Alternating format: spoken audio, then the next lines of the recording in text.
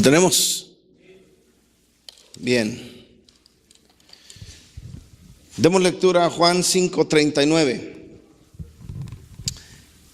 Examinan las escrituras porque ustedes piensan que en ellas tienen vida eterna, y ellas son las que dan testimonio de mí. Extiende tu mano derecha y ora por mí para que el Espíritu Santo use mi vida para que tú seas bendecido. Abba, te damos muchas gracias por la oportunidad, Señor, tan maravillosa que nos das de estar aquí, buscando tu presencia, buscando tu rostro, Señor. Te pido que uses mi vida, usa mi mente, usa mi corazón, Señor, para bendecir a todos aquellos que escuchen. A ti te damos la gloria y la honra por siempre. Amén. En Juan capítulo 5, el Señor dice: examinan las escrituras porque ustedes piensan que en ellas tienen la vida eterna. Y aquí está la parte de la cual yo quiero enfatizar el día de hoy.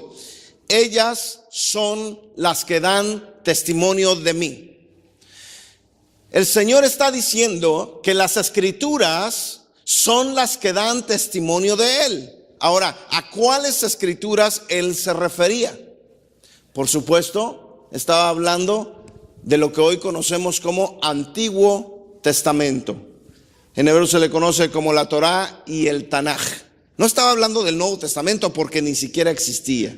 Así es que el Señor dice que en el Antiguo Testamento las escrituras dan testimonio de Él. Por eso no podemos desechar el Antiguo Testamento como muchos piensan. Dicen, somos neotestamentarios, el Antiguo Testamento no nos interesa solo el Nuevo. Pero en el Antiguo Testamento las escrituras dan testimonio ¿de quién? Del Mesías de Israel. Por eso que hoy veremos este mensaje titulado El Mesías en la Torá y en el Tanaj.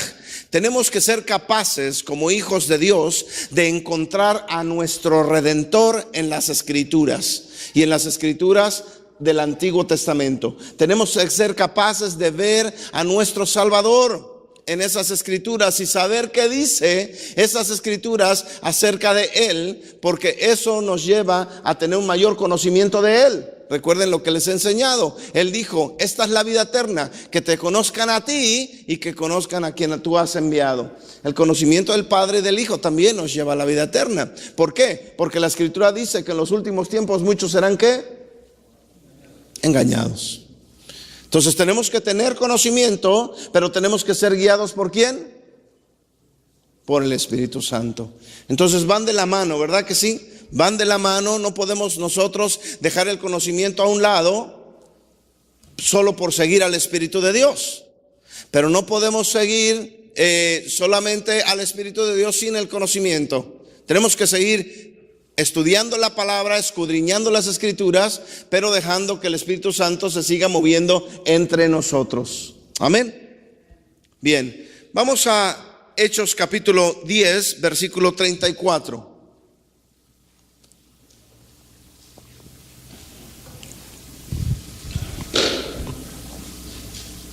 Hechos capítulo 10, versículo 34. ¿Lo tenemos? Dice entonces Pedro, abriendo la boca, dijo. Ahora, previamente ustedes han conocido Hechos capítulo 10, es la historia de Cornelio, cuando Cornelio es visitado por un ángel y este manda a traer a Kefas para que venga y le hable de la palabra. ¿Se acuerdan de esa historia? Bueno, aquí Pedro llega y estaban reunidos allí ya los amigos de Cornelio, y dice la escritura que abriendo la boca dijo: ciertamente ahora entiendo que Dios no hace acepción de personas, sino que en toda nación el que le teme y hace lo justo les acepto. El mensaje que él envió a los hijos de Israel, predicando paz por medio de Jesucristo, que el Señor de todos. Ustedes mismos saben lo que ocurrió en toda Judea, comenzando desde Galilea, después del bautismo de Juan que predicó. Ustedes saben cómo Dios ungió a Jesús de Nazaret con el Espíritu Santo y con poder, el cual anduvo haciendo bien y sanando a todos los oprimidos por el diablo, porque Dios estaba con él. Y nosotros somos testigos de todas las cosas que hizo en la tierra, y los judíos en Jerusalén, y también le dieron muerte colgándole. A este Dios le resucitó al tercer día e hizo que se manifestara, no a todo el pueblo, sino a los testigos que fueron escogidos de antemano por Dios, es decir, a nosotros que comimos y bebimos con él después de que resucitó de los muertos, y nos mandó predicar al pueblo y testificar con toda solemnidad que este Jesús es el que Dios ha designado como juez de los vivos y de los muertos. Y aquí es donde quiero llegar, después de haberles leído cómo el apóstol Pedro empezó a predicarles de nuestro Señor. Y miren cómo termina diciendo este mensaje que Pedro les dice. De este que les estoy hablando, dan testimonio todos los profetas. Diga conmigo, todos los profetas, de que por su nombre todo el que cree en él recibe el perdón de pecados. En aquellos tiempos Pedro no tenía un Nuevo Testamento con qué predicarle a la gente. ¿Qué estaba usando? Las escrituras del Antiguo Testamento.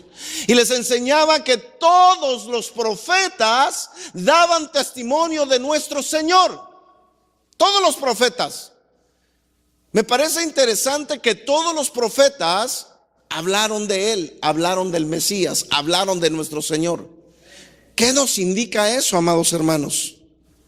Hay muchas citas en las escrituras que nos hablan de nuestro Señor.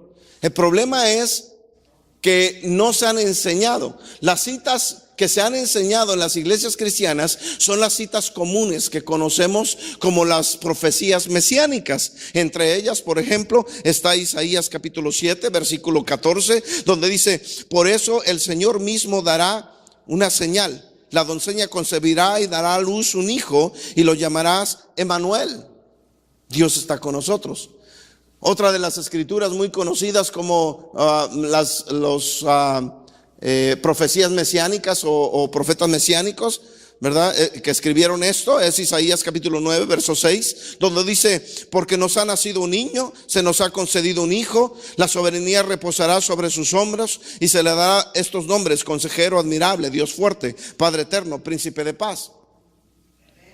Son las citas comunes que conocemos, pero yo quiero enseñarte citas que no se han enseñado y se han predicado como mesiánicas, y sin embargo sí lo son. En el judaísmo se dice que el Mesías está escondido en las escrituras. ¿Escondido por qué? Porque hay que escudriñarlas para poder encontrar a nuestro Señor. Ahora, ¿a dónde quiero llevar o a dónde quiero llegar con todo esto? Yo quiero que tú entiendas que si tú no lees la Biblia, que si tú no te acercas a la palabra de Dios, tú no vas a poder encontrar al Mesías en tu vida. El apóstol Pablo advirtió: después de mi muerte vendrán muchos engañadores, y muchos dirán: yo soy el Mesías, yo soy el Cristo. Y se ha visto y se sigue viendo. Es increíble cómo alrededor del mundo hay mucha gente que dice: yo soy Jesús, dice. En Rusia hay un señor que se viste con una túnica blanca, se dejó crecer la barba y el cabello hasta los hombros o más abajo de los hombros, y todos a su paso lo quieren hasta tocar. 2,000 personas lo siguen y lo adoran, se postran ante él, le besan los pies. Anda, por cierto, con sandalias el Señor, diciendo que es Jesús. Por allá en Centroamérica, en Perú parece ser, hay un señor ahí que parece oriental, con los ojos rasgados, y se llama Noé, y le dicen el Mesías Noah.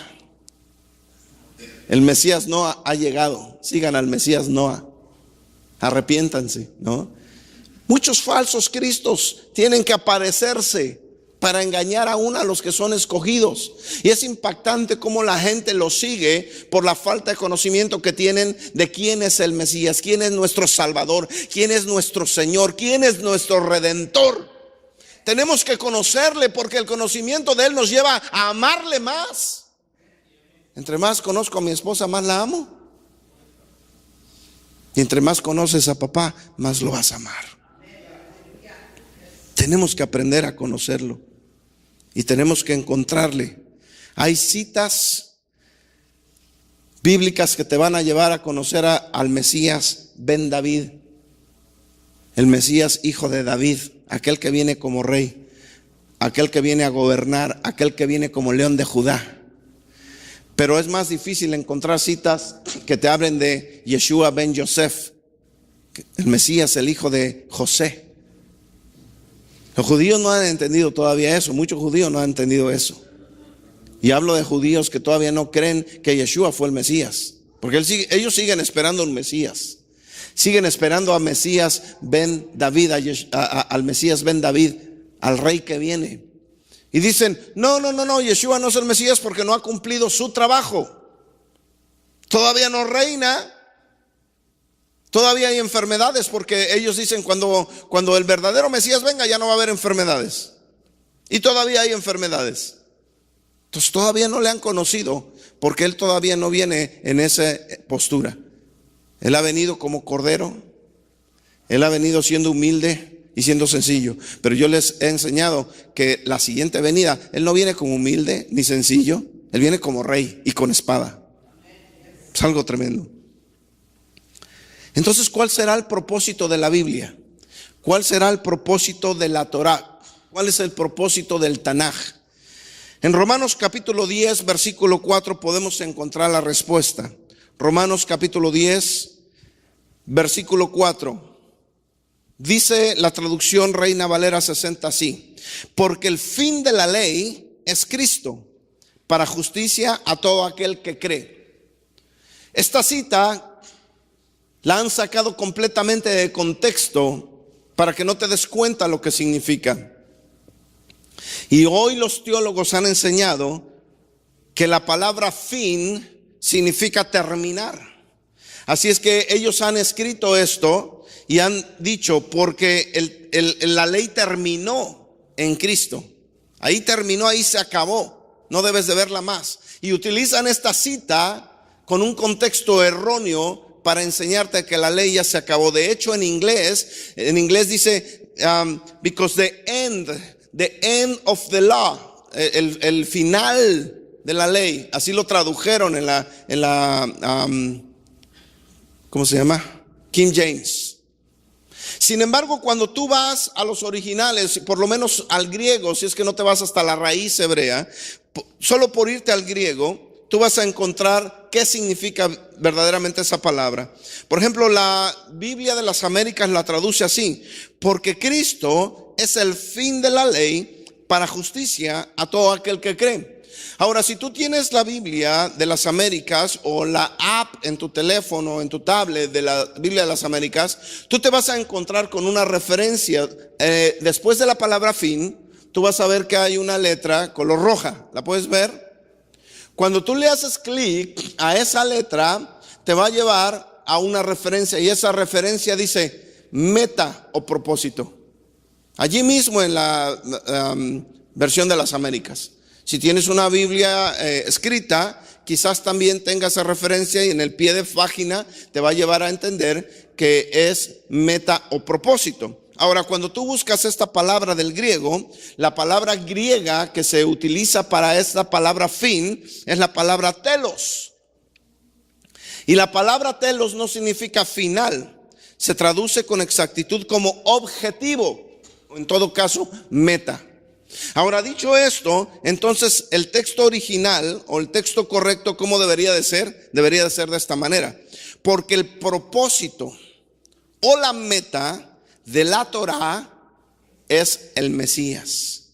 Y cuando tú entiendes la palabra correcta, no sacada de contexto, tú puedes entender entonces que el propósito de toda la Biblia, amados hermanos, es enseñarnos al Mesías de Israel en nuestras vidas. Toda la escritura, desde Génesis, desde Bereshit, amados hermanos, toda la escritura, el propósito de esa escritura es mostrarnos al Rey de Reyes, al Señor de Señores, a nuestro Salvador. Ese es el propósito de toda la escritura. El mismo Pablo le dijo a Timoteo, Timoteo, toda la escritura es útil. ¿No le dijo así? ¿Y por qué algunos predicadores? No, el Nuevo Testamento ya no sirve. Espérate, el apóstol Pablo dijo que sí. Dijo toda la escritura. Y cuando él hablaba, ¿se estaba refiriendo a qué? ¿Al Nuevo Testamento? Ni siquiera existía, amados. El apóstol Pablo dice que toda la escritura es útil. Diga conmigo, útil. Claro, es útil. Nos instruye, nos enseña, nos redarguye, pero sobre todo nos muestra al Mesías. Nos muestra a nuestro Señor. Tantos engañadores vendrán, dijo Pablo. Han transgiversado tremendamente las escrituras. Han predicado cosas erróneas que hacen ver a nuestro Señor como falso Mesías inclusive. Pero hay algo que no han podido cambiar, y es la Biblia hebrea. No la han podido adulterar. Y toda esa Biblia, todo ese Tanaj, toda esa Torah en hebreo, en sus originales, aquí nos muestran al Mesías de Israel tal y como es y cuál es. Ese Mesías judío que muchos del mundo cristiano no lo aceptan porque es judío. Quieren a un Mesías romanizado y griego. De hecho, en todas las fotografías que nos ponen, nos los visten con una toga romana. Por cierto, de color roja, cruzada. Pero él no usaba ninguna toga romana. Él usaba un talit. Él usaba vestimentas hebreas. Él era judío. No tenía costumbres romanas. El pueblo romano era el invasor cuando él estaba aquí en la tierra. Eran los opresores de su pueblo. Entonces no podía aliarse con los romanos y vestirse como romano.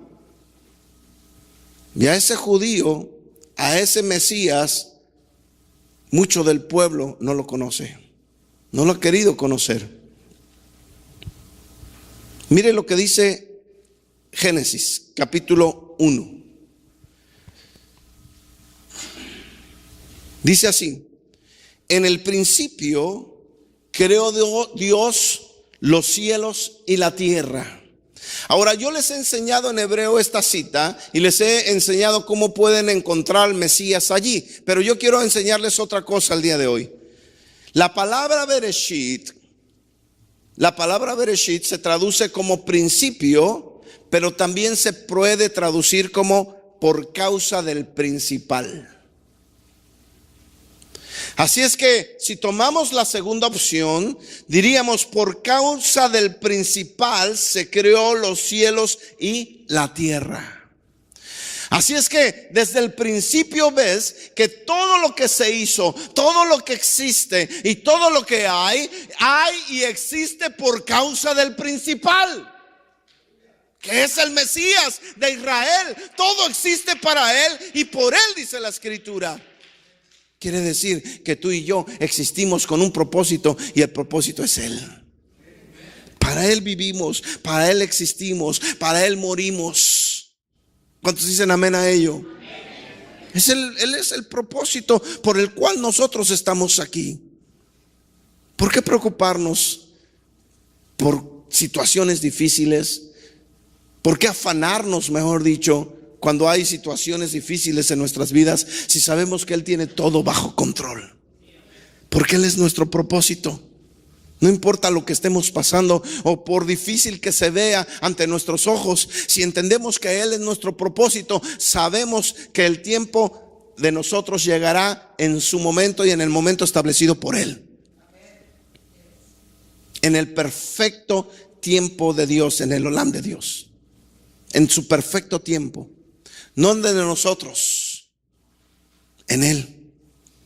Así es que cuando vienen situaciones difíciles, mi mente siempre dice: no es el momento, no es el tiempo. Así es que, Señor, tú hazlo.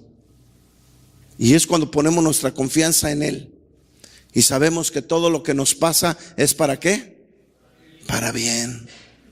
A veces no lo entendemos, nos desesperamos, lloramos, gritamos y no entendemos que todo es para bien, porque cuando lo entendemos nos gozamos.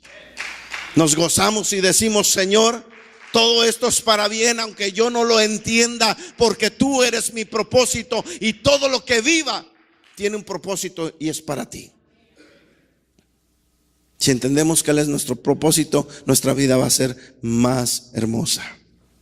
Deuteronomio capítulo 18. Deuteronomio capítulo 18. Miren cómo esta escritura también es una escritura mesiánica. Esta escritura nos habla de nuestro Señor. Mire bien, Deuteronomio 18, 18, ahí subráyela en su Biblia. Póngala ahí a un lado si tiene lápiz. Una escritura mesiánica. Dice así: un profeta como tú levantaré entre tus hermanos, entre sus hermanos, y pondré mis palabras en su boca, y él les hablará todo lo que yo le mande. Ahora, cuando dice un profeta como tú, ¿de quién está hablando? Obviamente no está hablando de Moisés, porque dice como tú. En la vida de Moisés podemos ver a nuestro Salvador como un redentor, como un libertador, como alguien que fue al desierto primero y tuvo que regresar para rescatar al pueblo. En toda la vida de Moisés, de Moshe, tú puedes ver la vida de nuestro Señor. Los patriarcas, la vida de los patriarcas, en la vida de ellos tú puedes ver la vida de nuestro Señor. Todo lo que el Señor estaba, todo lo que Dios estaba preparando es que todos los judíos y todos aquellos que tienen que aceptarle como Señor y Salvador puedan verlo en las Escrituras a través incluso de los patriarcas. La vida de José, puedes ver que toda su vida es un tipo y sombra de nuestro Señor. Todo el escenario estaba siendo preparado para que entendiéramos quién iba a ser el Mesías y quién es el Mesías de Israel. Un profeta como tú voy a levantar. No estaba hablando de Isaías ni de Jeremías, por supuesto que no. Esta es una profecía mesiánica. ¿Quién es ese profeta del cual estaban hablando? Y los apóstoles lo sabían. Los judíos saben que esta es una profecía mesiánica. Los judíos saben que esta profecía está apuntando y está hablando del Mesías. Mira Hechos capítulo 3. En los siguientes domingos vamos a seguir hablando de esto. Vamos a seguir viendo textos que nos hablan del Mesías en las Escrituras, para que tú conozcas bien de él. Hechos capítulo 3.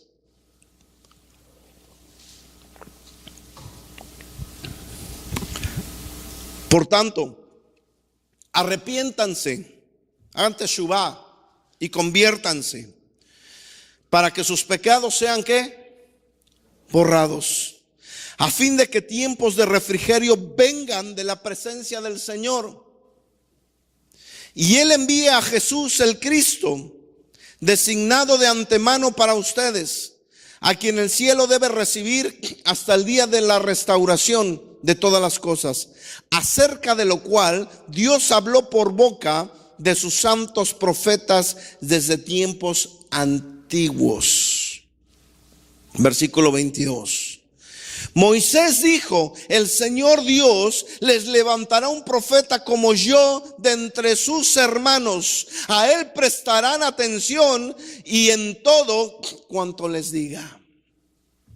La misma cita que vimos, amado hermano, la estaban mencionando aquí en el Nuevo Testamento como algo fidedigno de que Yeshua es el Mesías del cual ya se estaba profetizando desde Moshe. Aquí nos enseña cuál va a ser su rol, su papel, quién es Él, cómo es Él, por qué es Él.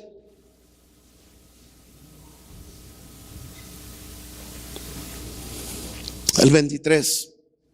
Y sucederá que todo el que no preste atención a aquel profeta será totalmente destruido de entre el pueblo. Y asimismo todos los profetas que han hablado desde Samuel y sus sucesores en adelante también anunciaron estos días.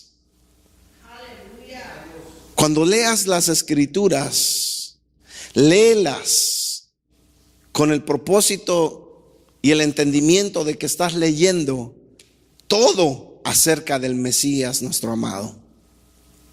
Todas las escrituras tienen ese propósito de revelarte al Mesías de Israel.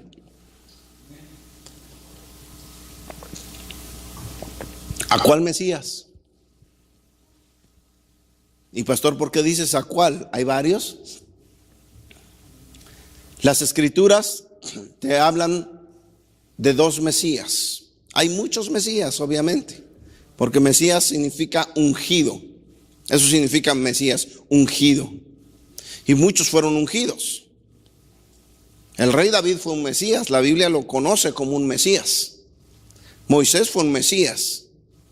Pero hablamos del Mesías redentor, del Mesías salvador, del Mesías de Israel. Ese es diferente. Pero las escrituras de ese salvador, de ese redentor, nos hablan de por lo menos dos Mesías, que no son dos diferentes personas.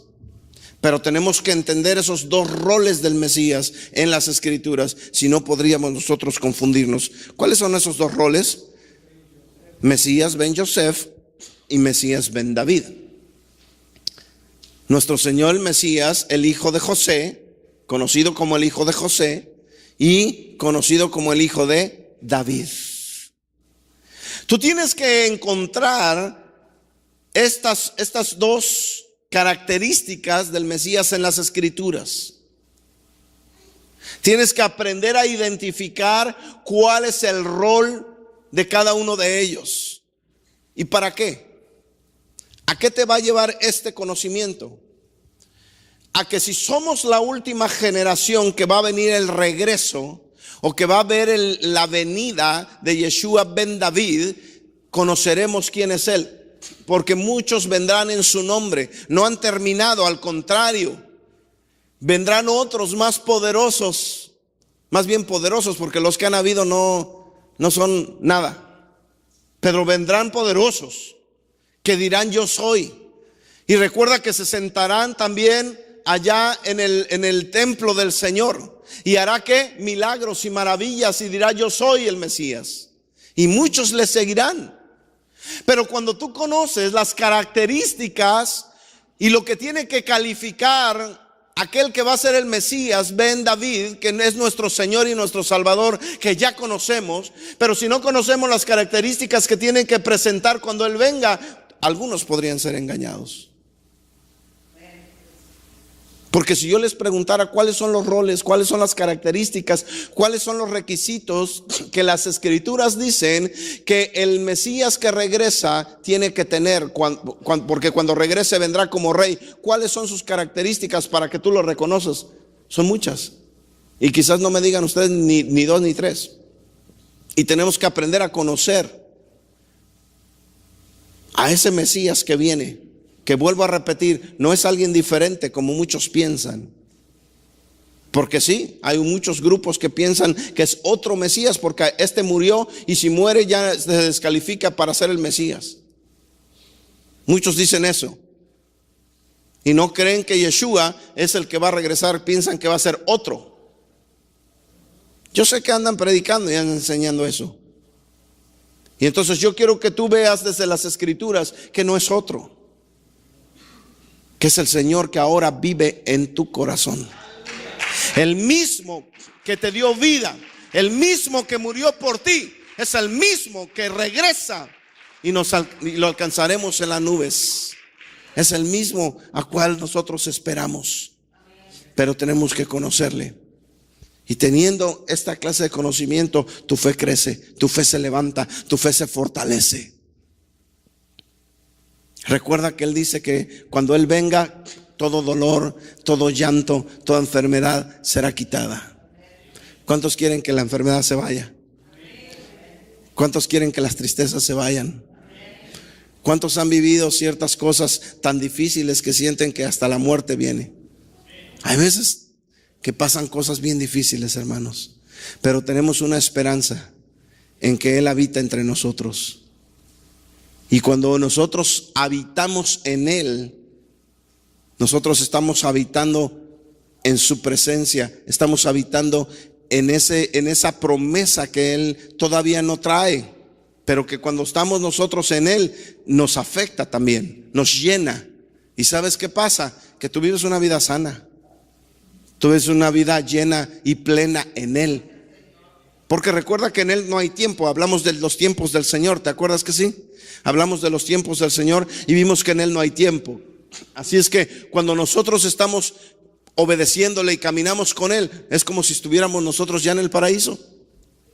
Como si nosotros estuviéramos caminando en las calles de oro de allá de Jerusalén. Es como si estuviéramos viviendo todas esas promesas que vienen, donde no hay más dolor, no hay más llanto. ¿Por qué? Porque estamos habitando dentro del tiempo de Dios. Amén.